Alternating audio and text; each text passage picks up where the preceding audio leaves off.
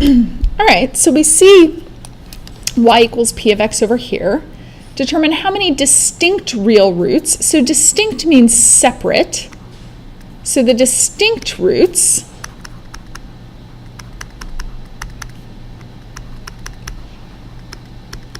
are at 0, 1, and 3. So we'll have 3 distinct real roots.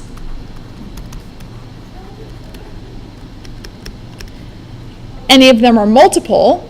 This one bounces off the axis, so does this one. X equals 0 and x equals 3 are double roots. All right, so a possible equation, x squared, because that's a double root, x minus 3 squared, also a double root, times x minus 1, single root. I can also see that this graph goes through the point 2, -4, so I can figure out what my a is as well. -4 equals a times 4, 2 squared. 2 minus 3 is -1, -1 squared is +1, -1 minus 1 is -2. So I've got -8, positive, -8, -4, so this time a is +1/2. And I could say that p of x is 1/2 x, x minus 1 squared, x minus 3 squared, and x minus 1.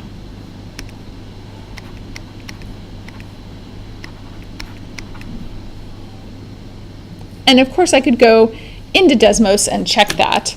So let's do that just to see if we're on the same page. So we've got y equals 1/2 x, x minus 1 squared times x minus 3. And now my window, -1 to 4, -5 to 4.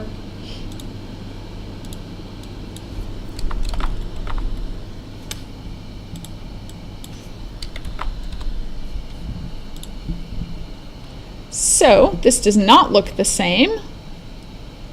What have we got wrong? X times x, x minus 1, x minus 3 squared, x squared. Okay, still doesn't look the same.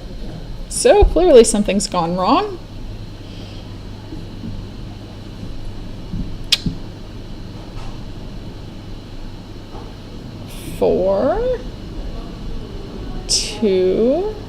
Two squared is 4, 2 minus 3 squared is +1, 2 minus 1 is 1. Glad I checked this. All right, so that tells me then that my a value is -1, which I should have known because this graph starts from pointing up and ends pointing down. So I should have known that I was wrong. And there's my squared. Let's go check it again. All right, so -1. And now that looks much better.